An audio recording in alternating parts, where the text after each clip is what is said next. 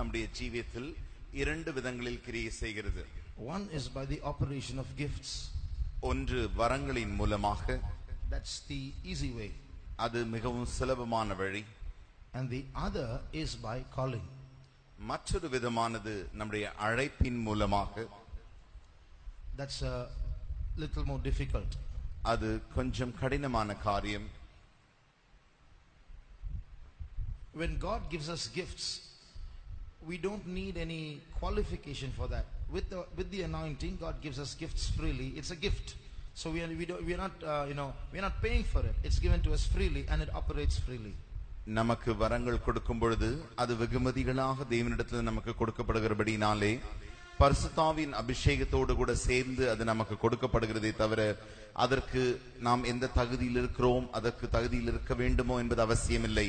அது அபிஷேகம் பெறும்பொழுது தேவனாகவே அது வெகுமதியாய் தருகிறபடினால் நமக்கு அப்படியே தருகிறார். So we don't have to pay a price for it. அதற்காக நாம் ஒரு விலை கிரயத்தை செலுத்த வேண்டிய அவசியமில்லை. And so gifts will operate despite who we are. நாம் எப்படிப்பட்டவர்களாய் இருந்தாலும் வரங்களானது நம் மூலமாக கிரியை செய்கிறது. So we can be unsanctified people, we can have certain sins in us and still gifts can operate. நாம் சுத்திகரிக்கப்படாமல் இன்னும் நமக்குள்ளே சில பாவங்களை உடையவர்களாக இருந்தாலும் கூட இந்த வரங்கள் நமக்குள் கிரியை செய்கின்றன. You know, there was a servant of God, very famous. ஒரு மிகவும் பிரபலமான தேவனுடைய ஊழியக்காரர் இருந்தார். And he was a gifted man. அவர் ஒரு மிகவும் தாளந்து வரங்கள் நிறைந்த ஒரு மனிதர். He was a TV preacher. அவர் தொலைக்காட்சியின் மூலமாக பிரசங்கிக்கிற ஒரு பிரசங்கியாயிருந்தார். And he had thousands of followers. அவரை பின்பற்ற ஆயிரக்கணக்கானோர் இருந்தார்கள். He was very rich. He had his own aeroplane. அவர் மிகவும் மிகவும் ஐஸ்வர்யவானாயிருந்தார். அவருக்கு சொந்தமாக ஒரு விமானமே இருந்தது. And one day when he was driving his car, ஒரு நாள் அவர் தன்னுடைய காரை ஓட்டிக்கொண்டு போன பொழுது the police were following him. அவரை போலீஸ்காரர்கள் பின்பற்றி தொடர்ந்து போனார்கள். And they saw his car swerving this way and that way. அவருடைய காரானது இந்த பக்கமும் அந்த பக்கமும் மாறி மாறி ஓடுகிறதை அவர்கள் கண்டார்கள். And on suspicion they overtook him and asked him to stop. அவர் மேல் இவர்கள் ஏதோ ஒரு சந்தேகப்பட்டபடினாலே அந்த காரை இந்த காவல்காரர்கள் தோற்கடித்து முன்பாக சென்று அவரை நிறுத்த முயன்றார்கள். And he stopped. அவர் நிறுத்தினார். The police immediately asked him to get out and they put their hands under the seat and took out a lot of pornographic books. அவர்கள் அவருடைய கையை உடனடியாக தூக்க சொல்லிவிட்டு போலீஸ்காரர்கள் அந்த காரை திறந்த பொழுது அவருடைய சீட்டுக்கு நடுவிலே அநேக ஆபாசமான சீட்டுக்கு அடியிலே அநேக ஆபாசமான புத்தகங்கள் இருந்தது. How they got suspicious was his car started swerving this way and that way, so they realized he would have seen the police car in his rear view mirror, and now while he is driving he is putting all the books under the car, and so he lost his balance on the steering, so it started swerving this way and that way. They calculated all these things and crisscrossed him and found out what was wrong. போலீஸ்காரர்கள் திடீரென்று இவருடைய car இங்கும் அங்குமாக தாறுமாறாக ஓடுகிறதை அவர்கள் கண்டுபிடித்து சந்தேகப்பட்டு அவரை தொடர்ந்து வந்தார்கள். ஏனென்று கேட்டால் இவர் போலீஸ்காரர்களுடைய கார் தனக்கு பின்பாக தொடர்ந்து வருகிறதை கண்டுபிடித்த உடனே தன்னுடைய புத்தகங்களை எல்லாம் எடுத்து ஒன்றன் பின் ஒன்றாக தன்னுடைய உட்கார்ந்திருந்த இருக்கைக்கு அடியில வைக்க ஆரம்பித்தார். அப்படி வைக்க அவர் செய்த பொழுது அவருடைய கார் இந்த பக்கமும் அந்த பக்கமும் ஓட ஆரம்பித்தது. That's how they found out. அப்படி எப்படியோ கண்டுபிடித்து விட்டார்கள். So what I'm trying to say is gifts can operate even if sin is at work. அதனால் நான் என்ன சொல்ல வருகிறேன் என்றால் நீங்கள் பாவம் உடையவர்களாய் இருந்தாலும் கூட வரங்கள் கிரியை செய்யலாம். So we should not make judgment about a man's holiness by the gifts in operation. ஆகையினாலே ஒரு மனிதனுடைய பரிசுத்தத்தை அவர் செய்கிறதான அந்த அவரிடந்து வருகிறதான அந்த வரங்களை கொண்டு நம்மால் அளவிட முடியாது. A man need not necessarily be a spiritual man just because he has gifts with him. ஒரு மனிதன் தனக்குள்ளே வரங்கள் இருக்கிறபடினாலே அவன் ஒரு ஆவிக்குரிய மனிதன் ஆயிருக்க வேண்டிய அவசியம் இல்லை. I have noticed in my personal life, even when unsanctified natures work in me, I still get a lot of revelations.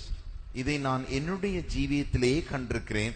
எனக்குள்ளே சுத்திகரிக்கப்படாத சில பகுதிகள் இருந்தாலும் என்றாலும் நான் கண்டிருக்கிறேன். தேவன் பலவிதமான வெளிப்படுத்தல்களை எனக்கு தந்து கொண்டே இருப்பார். So God is given a gift, say called the word of wisdom or the word of knowledge. It will continue to work even though I am unsanctified.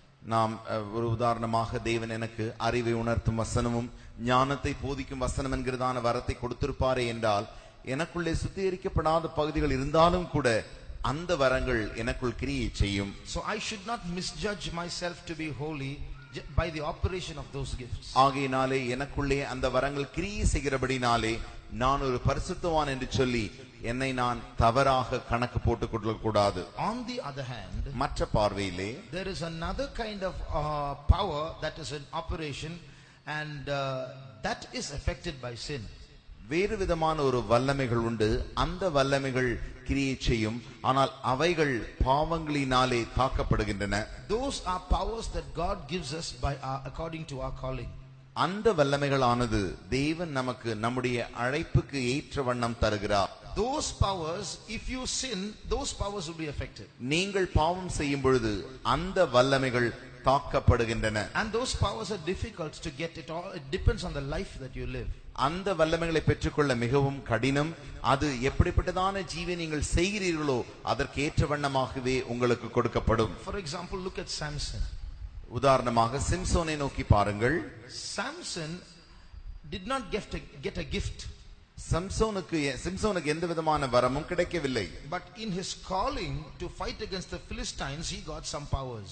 ஆனால் அவனுடைய அழைப்பின்படி அவனுக்கு அழைப்பே பிலிஸ்தியரோடு கூட யுத்தம் செய்வதற்கான வல்லமைகளை அவன் பெற்றிருந்தான். And that those powers were based on a disciplined life that he lived. அவன் அந்த வல்லமைகளானது அவன் வாழ்கிறதான அந்த வாழ்வின் சீர்திருத்தத்தினாலே அது அவனுக்குள் கிரியை செய்கிறது. To get those powers, he was not supposed to touch his hair. He was supposed to let it grow. அந்த வல்லமைகளை அவன் கிரியை செய்யும்படியாக அவன் தன்னுடைய தலைமயிரை ஒரு நாளும் சவரன் செய்யக்கூடாது, மாறாக எப்பொழுதும் வளர்த்து கொள்ள வேண்டும். And he should not touch anything that belongs to the vine. அவன் திராட்சை தோட்டத்தினாலே தொடப்பட்டதான எந்த காரியங்களையும் அவன் தொடவும் கூடாது. Even his mother, when he was born, was not supposed to drink wine. அவனுடைய தாயும் கூட அவன் பிறந்த பொழுது ஒரு நாளும் திராட்சை ரசத்தினால் தீட்டுப்படுத்திக் கொள்ள கூடாது. So we see God protecting him and disciplining him from his birth to give him those powers. பாருங்கள், அவன் பிறந்ததிலிருந்தே அவனுக்கு வல்லமைகளை கொடுக்கும்படியாக தேவன் இப்படிப்பட்டதான ஒரு சீர்திருத்த ஒரு வாழ்க்கையை அவனுக்கு ஏற்படுத்தி தந்தார். ஒழுக்கமான வாழ்க்கையை ஏற்படுத்தி தந்தார்.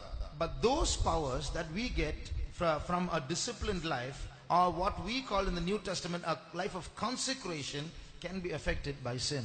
அந்த வாழ்க்கை தான் நாம் புதிய ஏற்பாட்டு காலத்திலே ஒழுக்கமான வாழ்க்கை என்றும், மாறாக மற்ற வார்த்தைகளில் சொல்ல போனால் பிரதிஷ்டையின் வாழ்க்கை என்றும் அந்த வாழ்க்கையின் மூலமாக பெறுகிறதான வல்லமைகளாய் இருக்கிறது. See, that's why in the church we are very strict about how we speak, the habits we have, the things we possess, the places we go to. The more we are consecrated in these things, the more powerful we are. ஆகையினால் தான் நாங்கள் சபையிலே மிகவும் மிகவும் அதிகமான கட்டுப்பாடை வைத்திருக்கிறோம். எப்படி நாம் பேசுவது, எப்படி நாம் நடப்பது, எப்படிப்பட்ட பொருட்களை மாத்திரம் நாம் வைத்துக் கொள்ளலாம், எப்படியெல்லாம் இருக்க வேண்டும் என்று சொல்லி நம்முடைய பிரதிஷ்டை குறித்து நாங்கள் இவ்வளவு திட்டவட்டமாய் கட்டுப்பாடோடு கூட பேசிக் கொண்டிருக்கிறோம். That's why God does not allow us to be like everyone else in the world. ஆகையினால் தான் தேவன் மற்றவர்களைப் போல, உலகத்தில் இருப்பவர்களைப் போல எல்லாம் நம்மை ஜீவிக்க விடுகிறதில்லை. Others can do those things and survive, but with us God is very strict. மற்றவர்கள் அந்த காரியங்களை செய்தும் வாழ்ந்து கொண்டிருக்கலாம், ஆனால் நம்மை அப்படி அவர் அதற்கு அனுமதிக்கிறதில்லை. So in our calling, God brings us to certain he makes us forsake some things, or he will not give us some things. நம்முடைய அழைப்பிலே சில காரியங்களை விட்டு விடும்படி சொல்லுகிறார், சில காரியங்களை நாம் வைத்துக் கொள்ளும்படி சொல்லுகிறார். To give us some powers, he will ask us to do away with certain assets of ours. அவருடைய வல்லமை நமக்குள் விளங்க செய்யும்படியாக நாம் வைத்திருந்ததான சில சொத்துக்களை விடும்படி தேவன் சொல்லுகிறார். And we might pray for certain things that we might have them, but God won't give them to us so that we might keep those powers. சில நேரங்களில் சில காரியங்களுக்காக நாம் வேண்டிக் கொள்வோம். அந்த காரியங்களை தேவன் நமக்கு தருகிறதில்லை. ஏனென்று கேட்டால் தேவனுடைய வல்லமை நமக்குள் விளங்க செய்யும்படியாக. Sometimes everyone else, even in the church, might do certain things and have certain things, but God will not allow us to have, because in our calling we are not supposed to have it, so that we might have those powers. சபையிலே கூட சிலருக்கு சில காரியங்களை வைத்துக் கொள்ளும்படி தேவன் அனுமதிக்கிறார். ஆனால் நாம் கேட்டும் நம்மை தேவன் அதை அனுமதிக்கிறதில்லை. ஏனென்று கேட்டால் அவருடைய வல்லமையை நமக்குள் விளங்க செய்யும்படியாக. There are some things in our life that we might even ask, what's wrong with this? It's harmless. And really it might be harmless, but God will tell us no, so that we might have some powers. சில நேரங்களில் நாம் சில காரியங்களை வைத்துக் கொள்ள விரும்புவோம். அது ஒன்றும் தவறில்லை, தகாதது இல்லை என்றெல்லாம் சொல்லி நாம் தர்க்கம் செய்வோம். என்றாலுமோ தேவன் அதை நாம் வைத்துக் கொள்ள அனுமதிக்கிறதில்லை. ஏனென்று கேட்டால் அவருடைய வல்லமை நமக்குள் விளங்க செய்யும்படியாக. As young people, God may prevent us from enjoying certain things that young people normally enjoy, so that we might have those powers. வாலிபராக நாம் சில காரியங்களை அனுபவிக்க விரும்புவோம். உலகத்தார் அனுபவிப்பது போல அனுபவிக்க தேவன் நம்மை அனுமதிக்கிறதில்லை. ஏனென்று கேட்டால் நமக்கு அந்த வல்லமை கிடைக்கும்படியாக.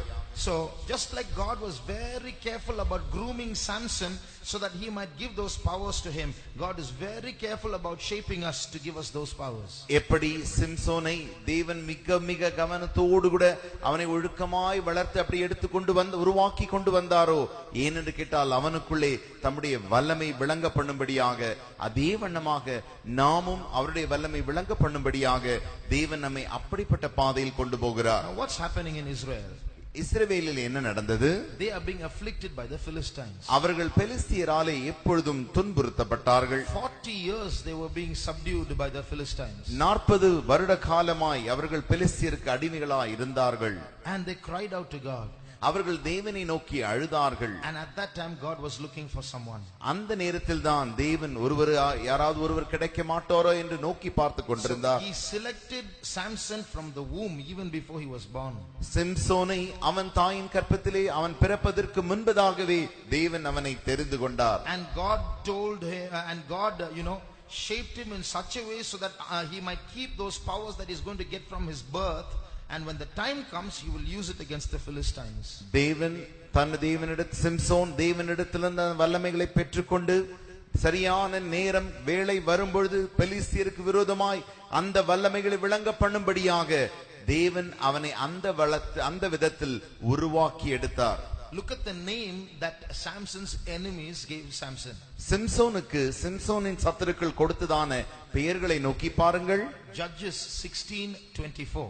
நியாயாதிபதிகளின் புஸ்தகம் 16ஆம் அதிகாரம் 24ஆம் வசனம். ஜனங்கள் அவனை கண்டவுடனே நம்முடைய தேசத்தை பாழாக்கி நம்மில் அநேகரை கொன்று போட்டு நம்முடைய பகைஞனை நம்முடைய தேவன் நமது கையில் ஒப்புக் கொடுத்தார் என்று சொல்லி தங்கள் தேவனை புகழ்ந்தார்கள். He is called the destroyer of their country. தேசத்தை பாழாக்கினவன். அவனுக்கு தேசத்தை பாழாக்கினவன் என்கிறதான ஒரு பெயர் கிடைத்தது. Just imagine one man being called the destroyer of a country. யோசித்து பாருங்கள், ஒரு மனிதன் தேசத்தை பாழாக்கினவன் என்று அழைக்கப்பட்டிருந்தால் that's his calling. அதுதான் அவனுடைய அழைப்பாய் இருக்கிறது. So to make him the destroyer of a country, God had to shape him from his birth. அவனை தேசத்தை பாழாக்குறவனாக மாற்றும்படிக்கு தேவனுடைய தாயின் கற்பத்தில் இருந்தே அவனுக்கு அந்த வல்லமைகளை கொடுக்க வேண்டியதாக இருந்தது. Now you and I must realize, you and I are not just sitting here for a Yabes meeting. நீங்களும் நானும் ஒரு காரியத்தை புரிந்து கொள்ள வேண்டும். ஏதோ இந்த யாபேஸ் கூட்டம் நடக்கிறபடியினாலே நீங்களும் நானும் இங்கு உட்காரவில்லை. We are sitting here because there is a call.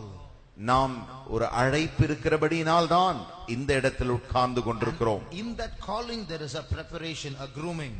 அந்த அழைப்பிலே ஒரு ஆயத்தம், ஒரு உருவாக்கப்படுதல் என்கிறதான ஒரு வேலை நடைபெற்றுக் கொண்டிருக்கின்றன. In that preparation there is a disciplining, a consecration. அந்த ஆயத்த வேலையிலே ஒரு ஒழுக்கம் உண்டு, ஒரு பிரதிஷ்டையும் உண்டு. And then the Spirit of God can work in us and the power can be preserved. அதற்கு பின்பாக தேவனுடைய ஆவியானவர் நமக்குள் கிரியை செய்து ஒரு தேவனுடைய வல்லமைகளானது நமக்குள் காக்கப்படுகின்றன. That's why Jesus said you can't pour new wine into old bottles. ஆகையினால் தான் இயேசு சொன்னார், புதிய திராட்சை ரசத்தை பழைய துருத்தியில் நாம் ஊற்றி வைக்க முடியாது.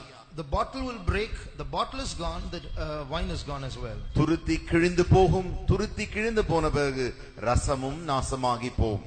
but new wine is poured into new bottles and both are preserved.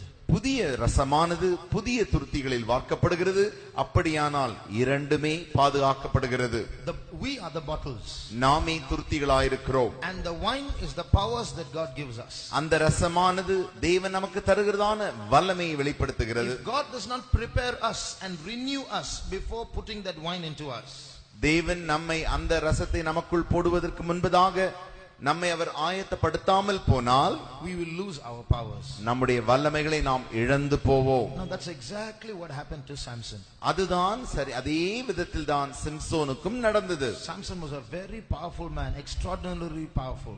Samson ஒரு அசாதாரணமான அவ்வளவு பெரிய வல்லமை பெற்ற பெரிய மனிதன். He was one man, nobody could do anything to kill him. ஒரு மனிதனும் அவனை கொலை செய்ய முடியவில்லை. One man killed 1,000 people without a weapon in the hand. ஒரு மனிதன் 1000 பேரை தன்னுடைய கையில் ஆயுதம் இல்லாமல் தாக்க முடிந்தது.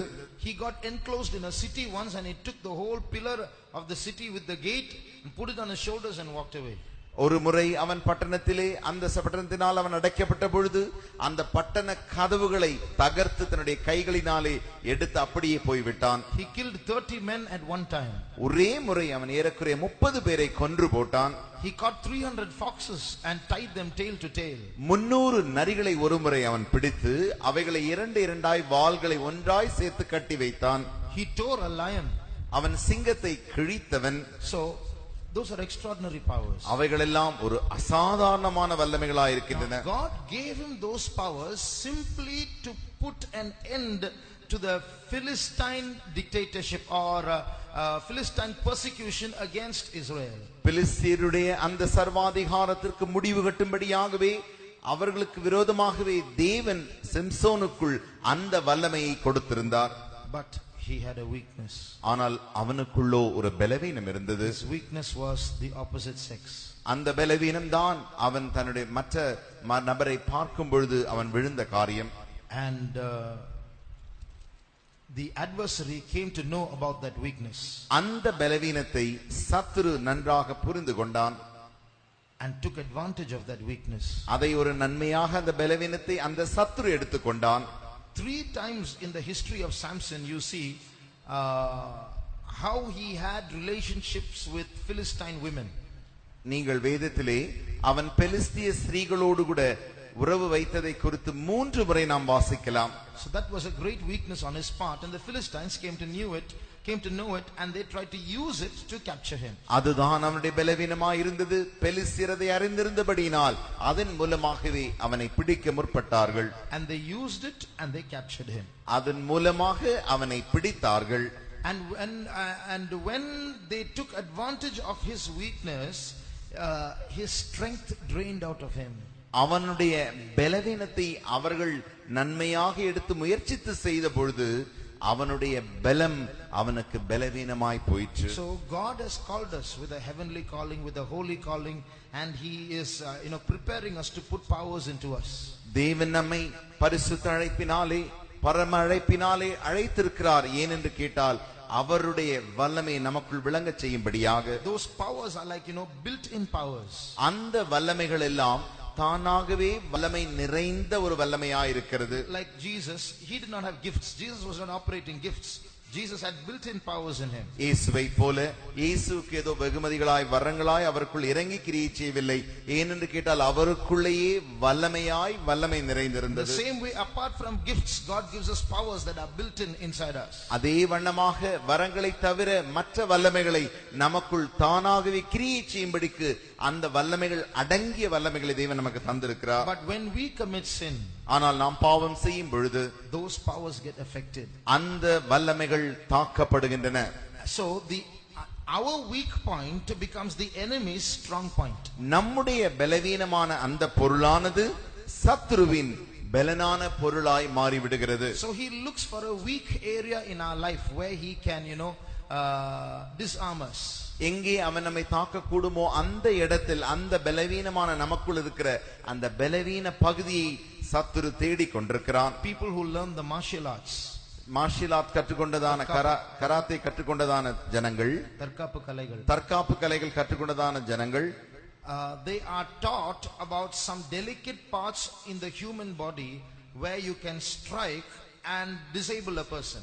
ஒரு மனிதனை நாம் தாக்கும் பொழுது அவனுக்குள் எதெல்லாம் முக்கியமான அங்கங்கள் என்று சரியாக அவர்கள் கற்றுக் கொடுத்து அந்த அங்கங்களை நாம் தாக்கும் பொழுது அந்த சத்துரு விழுவதை குறித்து அவர்கள் கற்றுக் கொடுக்கிறார்கள். You can go and hold a nerve in a particular place and the man will collapse. ஒரு இடத்தில் இருக்கிறதான ஒரு நரம்பை நீங்கள் சரியாக போய் பிடித்து விட்டால் அந்த நபர் அப்படியே விழுந்து விடுவார். You can strike at a particular point in a particular place on the body of a man and he can die. சரீரத்திலே ஒரு பகுதியிலே அந்த சரியான இடத்திலே நீங்கள் போய் அடிப்பீர்கள் என்றால் உடனடியாக அந்த நபர் விழுந்து விடுவான். A rhinoceros is a very powerful animal. ரைனாசிரஸ் ஆனது மிகவும் மிகவும் வல்லமை வாய்ந்த ஒரு மிருகம். It has only one horn on its nose. அதற்கு மூக்கின் மேலே ஒரே ஒரு கொம்பு இருக்கும். But it can carry animals with that. அதன் மூலமாக பல மிருகங்களை அதனால் தூக்கி செல்ல முடியும். But it has a weak point. ஆனால் அதற்கு ஒரு பலவீனமான ஒரு பகுதி உண்டு. Using that weak point, hunters catch it. அந்த பலவீனமான பகுதியின் மூலமாக வேட்டைக்காரர்கள் அதை பிடித்து விடுகிறார்கள். When it goes to defecate, when it goes to answer the call of nature, it goes backwards. அது அந்த தன்னுடைய சிறுநீரை கழிக்க செல்லும் பொழுது அது பின்பாக செல்கிறதான ஒரு சுவாபம் அதற்கு உண்டு. So it can't see what's at the back. பின்பாக அது என்ன இருக்கிறது என்று அதனால் பார்க்க முடியாது. It is in that place that the hunters lay a trap for it. அந்த இடத்தில் தானே வேட்டைக்காரர்கள் அதை தாக்கும்படி அங்கே வலை வீசி விடுகிறார்கள். So when it goes backwards, it falls into the pit and they catch it. அது பின்பாக அப்படி போகும் பொழுது குழியிலே விழுந்து விடுகிறது. உடனடியாக அது பிடிக்கப்படுகிறது. Like that, we all have been called with a very high calling, heavenly calling, powerful calling. அதே வண்ணமாக நாம் எல்லாரும் ஒரு பெரிய உன்னத அழைப்பினாலே, பரம அழைப்பினாலே, பரிசுத்த அழைப்பினாலே அழைக்கப்பட்டிருக்கிறோம்.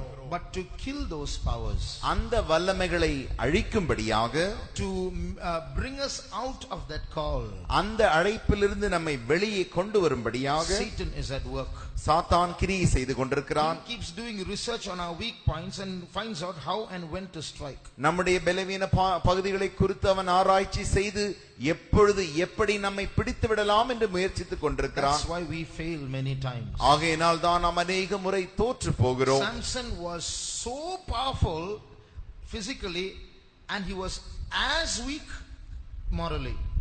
சிம்சோனானவன் சரீர பிரகாரமாய் அவ்வளவு பலம் வாய்ந்தவன், ஆனால் தன்னுடைய அந்த to the extent he was powerful on that side, in moral life he was weak. சிம்சோனானவன் எவ்வளவுக்கு அதிகமாய் தன்னுடைய சரீரத்தில் பலன் வாய்ந்தவனாய் இருந்தானோ அவ்வளவுக்கு அதிகமாய் அவன் ஒழுக்க பகுதியிலே பலவீனனாய் இருந்தான். Even his parents dissuaded him the first time and said, why do you want to go after a Philistine girl? You have someone in Israel. He said, no, I want her. ஒரு முறை சிம்சோனின் பெற்றோர்கள் அவனை பார்த்து, ஏன் நீ பெலிஸ்திய ஸ்திரீக்கு பின்பாக போகிறாய்?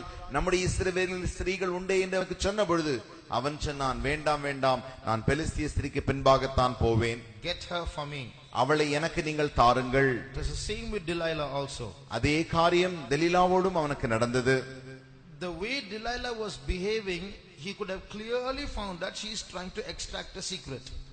தெலீலாள் அவனோடு கூட கிரியை செய்ததை நீங்கள் பார்ப்பீர்கள் என்றால் அவனுக்குள் இருந்ததான அந்த ரகசியத்தை எப்படியாகிலும் கண்டுபிடிக்கும் விதத்திலேயே அவள் கிரியை செய்தாள். But still his love was so blind that he told her the secret. என்றாலுமோ அவனுடைய காதலானது அவ்வளவு குருடா இருந்தபடினாலே அவளுக்கு அவன் தன் ரகசியத்தை வெளிப்படுத்தினான். Finally he got trapped. கடைசியாக அவன் பிடிக்கப்பட்டான். He suffered many losses. அநேக நஷ்டங்களை அவன் அனுபவிக்க வேண்டியதாக இருந்தது. He lost his eyes. They pulled out his eyes. அவனுடைய கண்களை அவர்கள் பிடுங்கினார்கள். அவன் கண்களை இழந்து போனான். They chained him and made him do work for them. அவனை விலங்குகள் அடைத்து அவர்களுக்கு வேலை பணிவிடைக்காரனாய் அவனை வைத்திருந்தார்கள். They used his strength so that he might make food for them to eat. அவனுடைய பலத்தை அவர்கள் பிரயோஜனப்படுத்தி அவர்கள் புசிக்கும் மாவை அரைக்கும்படி அவனுக்கு செய்தார்கள். But at the same time, God was also at work.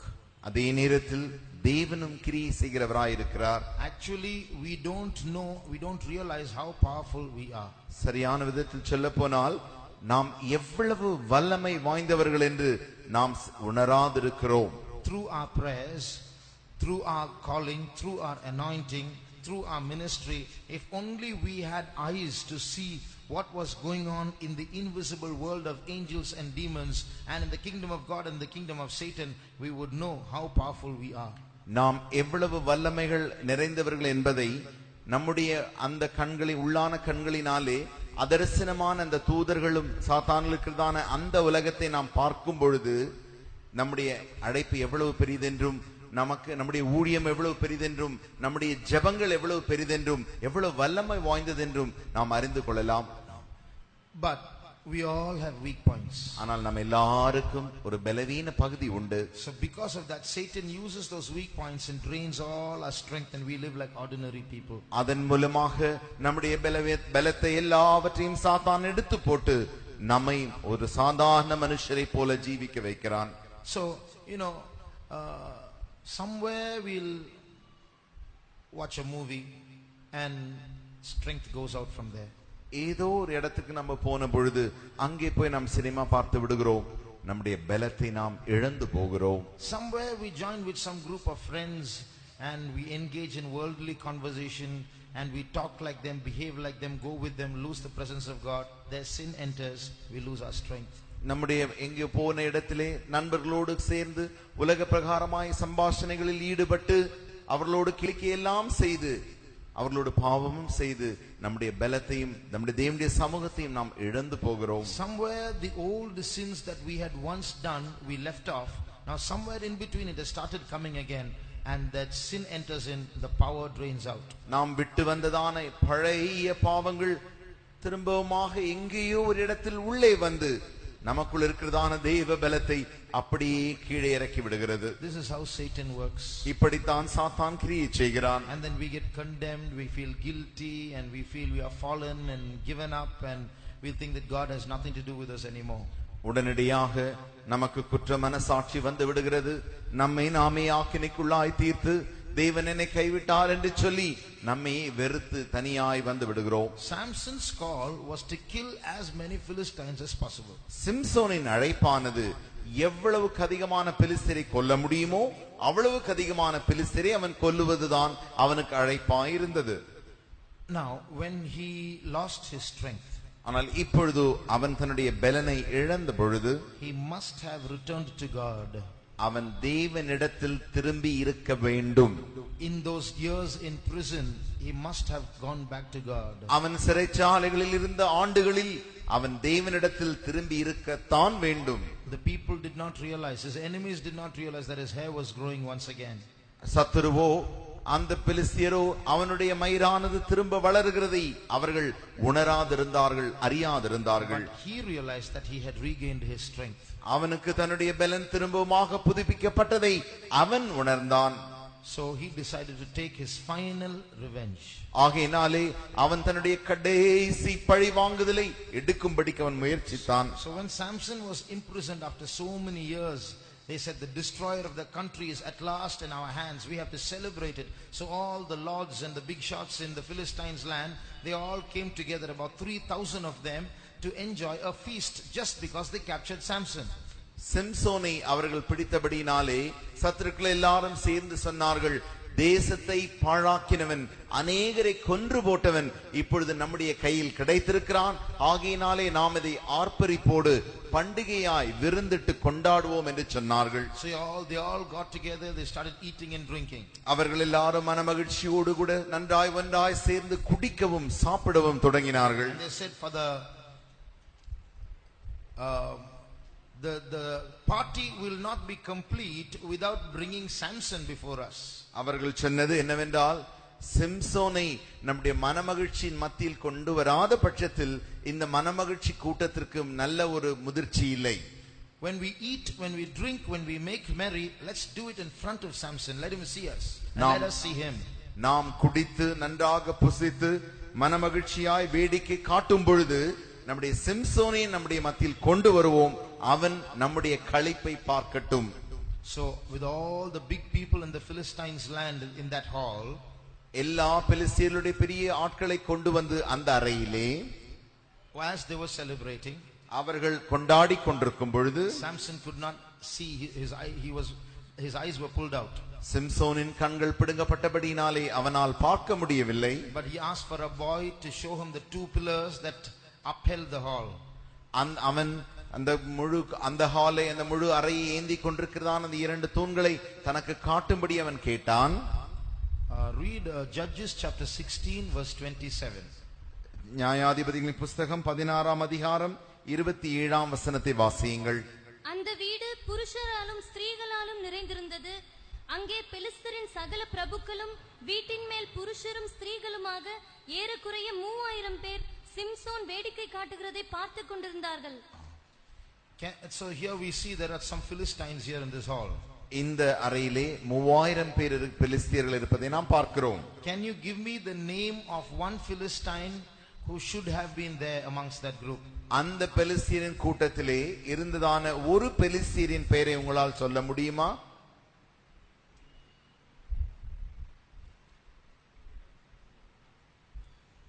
Anyone? That's right. All the women were there, it says. அங்கே ஸ்திரீகளும் எல்லா ஸ்திரீகளும் என்று எழுதப்பட்டிருக்கிறது. All the big women. So certainly the woman who deceived Samson should have been brought there. She must have been a special invitee there because she was the cause for deceiving Samson into subjection. அங்கே எல்லா பெலிஸ்திய ஸ்திரீகளை கொண்டு வரும் பொழுது பெலிஸ்தியனால் அந்த அவர்கள் மத்தியில் இருந்ததான அந்த தெலேலாவும் கொண்டு வரப்பட்டிருப்பாள். ஏனென்று கேட்டால் அவள்தான் அந்த இடத்தில் முக்கிய ஒரு நபராக ஒரு பெரிய ஆளாக கொண்டு வந்து நிறுத்தப்பட்டிருப்பாள். Although it's not mentioned, it is quite probable, it's a good guess that she must have been there. அதை அவளுடைய பெயரை அங்கு சொல்லாமல் இருந்தாலும் அவள் அங்கு வந்ததற்கு இந்த வார்த்தைகள் போதுமானதாய் இருக்கிறது. So when those people were killed, Delilah was killed too. இவர்கள் எல்லாரும் அழிக்கப்பட்ட பொழுது தெலீலாளும் அழிக்கப்பட்டாள். So he had the final revenge. அவன் தன்னுடைய கடைசி பழி வாங்குதலை அவன் செய்து முடித்தான். He lost his eyes, அவனுடைய கண்களை அவன் இழந்து போனான். but he fulfilled his purpose. ஆனாலும் தன்னுடைய நோக்கத்தை அவன் நிறைவேற்றினான். In the same way, because of our foolish ways in between, we might suffer a few losses. அதே வண்ணமாக நம்முடைய மதியினத்தின் காரணமாக வழிகளிலே நாம் பல காரியங்களை இழந்திருக்கலாம். There might be a few, there might be some pain, some losses, some tears that we have to go through because of our foolish ways. நம்முடைய மதியினமான வழிகளின் நிமித்தமாக சில வேதனைகள், சில கண்ணீர்கள், சில பிரச்சனைகளூடாய் நாம் போக வேண்டியதாக இருந்தது. But God will, if we surrender to God, God will bring us back into that call, bring us back into that power. ஆனால் நாம் தேவனிடத்தில் நம்மை ஒப்பு கொடுக்கும் பொழுது மறுபடியுமாக தேவன் நமக்கு அந்த அழைப்புக்கு கொண்டு வருவார், அந்த வல்லமைகளை நமக்கு மீண்டும் தருவார். And he is able to fulfill that plan for which he has called us. நம்மை அழைத்ததான அந்த நோக்கத்தை அவரே நிறைவேற்ற வல்லவராயிருக்கிறார். Shall we close our eyes? நான் நம்முடைய கண்களை மூடுவோமா? Why has God brought us here? தேவனே நம்மை இங்கே கொண்டு வந்தார். Not just to sing a few songs, இங்கே ஏதோ 2 பாட்டுகளை 3 பாட்டுகளை பாடும்படியாக அல்ல, and to listen to some Christian philosophy and go away. கிறிஸ்தவ தத்துவங்களை கேட்டுவிட்டு போவதற்காய் அல்ல. God has called us. தேவன் நம்மை அழைத்திருக்கிறார். Called us with a specific purpose. ஒரு திட்டவட்டமான நோக்கத்திற்கென்றே நம்மை அவர் அழைத்திருக்கிறார். Just like God called Samson precisely to kill the Philistines. எப்படி சிம்சோனை பெலிஸ்தரை அழிக்கும்படியாகவே அழைத்திருந்தாரோ, just like God called Gideon with the unique purpose of destroying the Midianites. மீதியானரை அழிக்கும்படிக்கே கிதியோனை தேவன் எப்படி அழைத்திருந்தாரோ, just like God anointed Jephthah with the precise purpose of doing away with the Ammonites. எப்படி எப்தாவை அம்மோனியரை அழிக்கும்படிக்கே அழைத்திருந்தாரோ, God has called you and me for a specific purpose. தேவன் உன்னையும் என்னையும் ஒரு விசேஷித்த நோக்கத்திற்கென்றே அழைத்திருக்கிறார். You may not know your call, but God knows it and the devil knows it too. உன்னுடைய அழைப்பை நீ அறியாமல் இருக்கலாம், ஆனால் தேவன் அதை அறிந்திருக்கிறார், பிசாசும் அதை அறிந்திருக்கிறான். So the devil is at work trying to destroy you. உன்னை அழிக்கும்படியாக பிசாசு தன்னுடைய கிரியை செய்து கொண்டிருக்கிறான். Just like the devil was trying to destroy Jesus while Jesus was a child, இயேசு எப்படி குழந்தையா இருக்கும் பொழுது இயேசுவை அழிக்க பிசாசு முயற்சித்தானோ, knowing your call, the devil has been trying to destroy you even before you realized your call. உன்னுடைய அழைப்பை பிசாசு அறிந்திருந்தபடியினாலே உன்னுடைய அழைப்பை நீ அறியாதிருந்தும் அவன் உன்னை அழிக்கும்படி முயற்சித்துக் கொண்டிருக்கிறான். Just think of your young days. உன்னுடைய வாலிப நாட்களை நீ நினைத்து பார். Think of your childhood. உன்னுடைய சிறு பிராயத்தை நீ யோசித்து பார். Do you remember any moment when you entered the door of death? மரண தருவாய்க்கு நீ சென்றதான அந்த சம்பவங்களை உன்னுடைய நினைவில் உன்னால் கொண்டு வர முடிகிறதா? Do you remember any moment when you were almost on the threshold of hell? நரகத்தின் அந்த நுனிவிலே நீ போய் நின்ற காரியத்தை, அந்த சம்பவத்தை உன்னால் நினைவில் கொண்டு வர முடிகிறதா? Another moment, another step and you would have been in hell. அடுத்த படி, அடுத்த பாதம் நீ எடுத்து வைத்திருந்தால் நரகத்தில் தான் விழுந்திருப்பாய். That was Satan at work. சாத்தான் தன்னுடைய கிரியைகளினால் அதை செய்த காரியங்கள். But God saved you. ஆனால் தேவன் உன்னை பாதுகாத்தார். And he has brought you here. அவர் உன்னை இங்கே கொண்டு வந்திருக்கிறார். And he is teaching you slowly, little by little, who you are. கொஞ்சம் கொஞ்சமாக நீ யார் என்று உனக்கு தேவன் போதித்துக் கொண்டிருக்கிறார். Dear brother, dear sister, do you know who you are? அருமையான சகோதரனே, அருமையான சகோதரியே, நீ யார் என்று உனக்கு தெரிகிறதா? There are so many spirits at work against young people. வாலிபருக்கு விரோதமாக அநேக ஆவிகள் கிரியை செய்து கொண்டிருக்கின்றன. There are so many spirits deceiving people every day. ஒவ்வொரு நாளும் ஜனங்களை அநேக ஆவிகள் வஞ்சித்துக் கொண்டிருக்கின்றன. So many drunkards on the streets. தெருக்களிலே அநேக குடிகாரர்கள் உண்டு. So many immoral people, adulterers on the streets. ஒழுக்கமில்லாத விபச்சாரக்காரர்கள் தெருக்களிலே அநேகர் உண்டு. So many people who have become worshippers of Satan. அநேக ஜனங்கள் சாத்தானை ஆராதிக்கிறவர்களாய் இருக்கிறார்கள். So many drug addicts. போதைக்கு அடிமைகளாய் எத்தனையோ பேர் இருக்கிறார்கள். So many people who are in slaves to prostitution. அநேகர் விபச்சாரத்திற்கு அடிமைகளாய் இருக்கிறார்கள். So many people who are slaves of violence and murder. கொலைகளுக்கும் சண்டைகளுக்கும் அநேகர் அடிமைகளாய் இருந்து கொண்டிருக்கிறார்கள். So many people who are suffering injustice by another party. மற்ற அநேக ஜனங்கள் அநீதியினாலே அடிபட்டு கொண்டிருக்கிறார்கள். So many people who are living a life without God. தேவன் இல்லாத ஜீவியத்தை அநேக ஜனங்கள் செய்து கொண்டிருக்கிறார்கள். So many people who are lonely. அநேக ஜனங்கள் தனிமையிலே கஷ்டப்பட்டு கொண்டிருக்கிறார்கள். So many people who are orphans. அநேக ஜனங்கள் அநாதைகளாய் இருக்கிறார்கள். So many people who are widows. அநேக ஜனங்கள் விதவைகளாய் இருக்கிறார்கள். Who is going to go after them? யார் அவர்களுக்கு பின்பாக போவது? You have a call. உனக்கு ஒரு அழைப்பு உண்டு. And in that call there is a power. அந்த அழைப்பிலே வல்லமை உண்டு. A power to deliver these people from their darkness and bring them into light. அந்த ஜனங்கள் எல்லாரையும் தங்களுடைய இருளில் இருந்து வெளிச்சத்துக்கு விடுதலையாக்குகிற அந்த வல்லமை. Do you know where you are supposed to go? நீ எங்கே போக வேண்டும் என்று உனக்கு தெரியுமா? Do you know what is your area of work? உன்னுடைய வேலை செய்கிற பகுதி என்ன என்று உனக்கு தெரியுமா? Do you know what is your job description? உன்னுடைய வேலையின் விவரம் என்ன என்று உனக்கு தெரியுமா? God gives you an anointing now and then. தேவன் இப்பொழுதும் அப்பொழுதுமாக உனக்கு தன்னுடைய அபிஷேகத்தை தந்து கொண்டிருக்கிறார். In that anointing, slowly your darkness will be turned into light and you will know what is your call. அந்த அபிஷேகத்திலே கொஞ்சம் கொஞ்சமாக தேவன் உன்னுடைய இருளை வெளிச்சமாக மாற்றிக் கொண்டு வருகிறார். ஏனென்றால் அப்பொழுது உன்னுடைய அழைப்பை நீ விளங்கிக் கொள்ளும்படியாக. Even this evening God is calling some of you. இந்த மாலை வேளையிலும் தேவன் உங்களில் சிலரை அழைக்கிறார். God is going to anoint some of you. சிலரை தேவன் இங்கே அபிஷேகிக்க போகிறார். You may have fallen in sin in the days past. கடந்த நாட்களிலே நீங்கள் பாவத்தில் விழுந்திருக்கலாம். You may have lost your eyes. உங்களுடைய கண்களை நீங்கள் இழந்திருக்கலாம். You may have lost your anointing. உங்களுடைய அபிஷேகத்தை நீங்கள் இழந்திருக்கலாம். You may become like the old sinner you were once. ஒரு காலத்திலே இருந்த பழைய பாவியை போல நீங்கள் மாறி இருக்கலாம். But remember, God has not given up on you. ஆனால் ஒரு காரியத்தை நினைவில் வைத்துக் கொள்ளுங்கள், தேவன் உங்கள் மேல் வைத்ததான அந்த வேலையை அவர் விட்டு விடவில்லை. While everybody gets filled in the spirit, you may be sitting like a stone. மற்றவர்கள் எல்லாரும் அபிஷேகத்தில் நிறைந்து கொண்டிருக்கும் பொழுது நீ ஒருவேளை கல்லை போல் உட்கார்ந்து கொண்டிருக்கலாம். While you look around and all seem to be saints, you feel you're a sinner. நீ திரும்பி பார்க்கும் பொழுது எல்லாரும் பரிசுத்தவான்கள் போலும் நீ உன்னை பெரும் பாவி போலும் கண்டு கொண்டிருக்கலாம். But remember, God has not given up on you. ஆனால் ஒரு காரியத்தை நினைவில் வைத்துக்கொள், தேவன் உன்மேல் வைத்த நோக்கத்தை விட்டுவிடவில்லை. If God could return the powers of Samson even after he fell, சிம்சோனுக்கு அவன் விழுந்த பிறகும் கூட தேவன் தம்முடைய வல்லமையை அவன் மூலம் விளங்கச் செய்வாரே என்றால், you and I can humble ourselves. நீயும் நானும் தேவனுடைய சமூகத்தில் தாழ்த்த வேண்டும். If you and I can humble ourselves, நீங்களும் நானும் தேவனுடைய சமூகத்தில் நம்மை தாழ்த்துவோமே ஆகில், and if you and I can go back and seek the Lord humbly, மறுபடியுமாக தாழ்மையோடு கூட நீயும் நானும் தேவனை தேடுவோமே ஆகில், he is going to anoint us. அவர் நம்மை நிச்சயமாய் அபிஷேகிக்க போகிறார். And where our weak point was, there he is going to strengthen us. எங்கே நம்முடைய பலவீன பகுதிகள் எல்லாம் உண்டோ அந்த பகுதிகளை எல்லாம் தேவன் பலப்படுத்த போகிறார். Just like Samson killed Delilah, எப்படி சிம்சோன் தெலீலாளை கொன்று போட்டானோ, where your weak point is, God is going to pour out his strength. எங்கே உன்னுடைய பலவீன பகுதி இருக்கிறதோ அந்த இடத்தில் தேவன் தன்னுடைய பலனை அனுப்ப போகிறார். Where you thought you are going to fall, there you are going to rise up.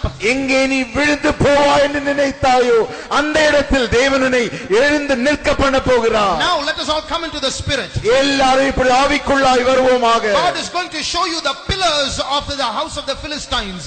அந்த பெலிஸ்தியரின் வீடுகளில் இருக்கிற அந்த தூண்களை தேவன் உனக்கு காட்டிக் கொடுக்க போகிறார். Hold those pillars and shake it.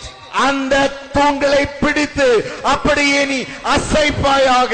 You are going to kill more people than ever before. இதுவரை நீ கொல்லக்கூடாத ஜனங்களை அன்று நீ கொல்ல போகிறாய். All your loss is going to turn into gain.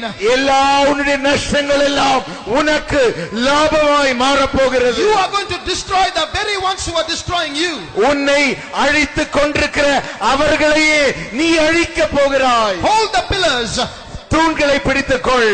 Shake those pillars. அந்த தூண்களை அசைப்பாயாக. Bring the building down upon the lords of the Philistines. அந்த வீடுகள் பெலிஸ்தீனரின்தான அந்த வீட்டை இழுத்து போடுவாயாக. The spirit of the Lord is upon you. கர்த்தருடைய ஆவியானவர் உன்மேல் இருக்கிறார். No enemy can shut you in. ஒரு சத்துருவும் உன்னை அடைத்து வைக்க முடியாது. You have power to take up and break those fortresses. உனக்கு அந்த கோட்டைகளை அசைக்கக்கூடிய வல்லமைகள் உனக்கு உண்டு. Give room to the spirit of God.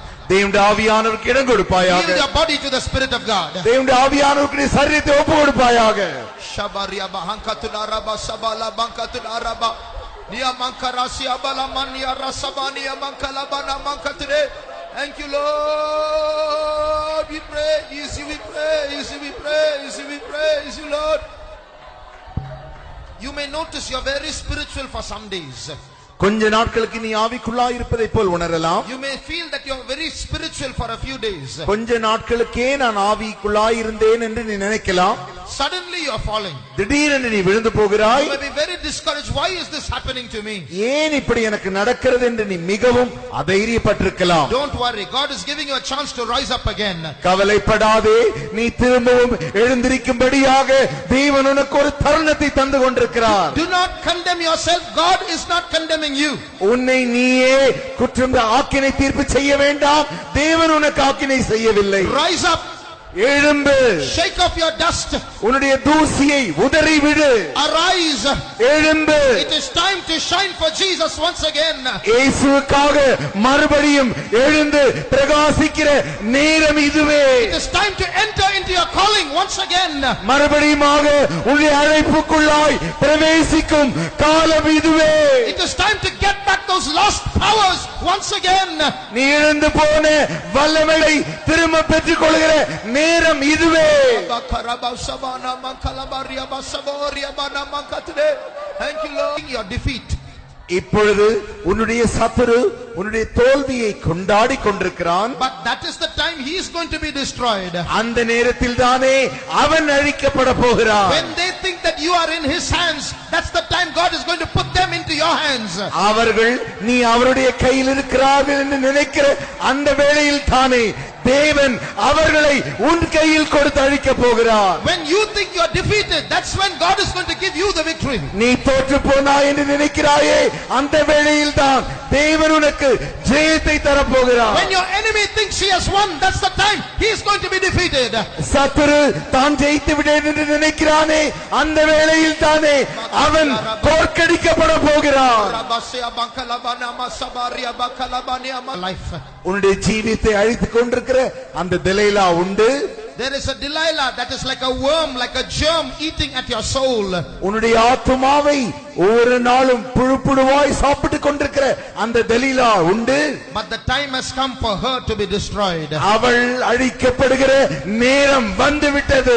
The time has come and God is going to anoint you to put an end to your Delilah. உன்னுடைய தெலீலாளுக்கு ஒரு முடிவு கட்டுப்படியாக தேவன் உனக்கு அபிஷேகத்தை கொடுக்கிறதான வேளை வந்துவிட்டது. Receive that anointing now. அந்த அபிஷேகத்தை இப்பொழுது பெற்றுக் கொள்வாயாக. Receive that anointing now. அந்த அபிஷேகத்தை இப்பொழுது பெற்றுக் கொள்வாயாக. Shabania tarasia balakarasaba. Oh ria bankala bau shabania mankatune. Ria bantuna ya shabania mankatune. Thank you Lord. அற்புதங்கள் நடக்குது இயேசப்பா உங்க நாமத்தில். அற்புதங்கள் நடக்குது, பேய்களோடுது, நோய்கள் தீருது, பாவங்கள் பறந்தோடுது. பேய்களோடுது, நோய்கள் தீருது, பாவங்கள் பறந்தோடுது. உங்க வல்லமைகள் குறைந்து போவதில்லை, உயிர்த்தெழுந்த மகிமை மாறவில்லை. உங்க வல்லமைகள் குறைந்து போவதில்லை, உயிர்த்தெழுந்த மகிமை மாறவில்லை. வியாதி வறுமைகள் வந்தாலும் நம் இயேசு குணமாக்குவார். குடும்ப தொல்லைகள் வியாதி வறுமைகள் வந்தாலும் நம் இயேசு குணமாக்குவார்.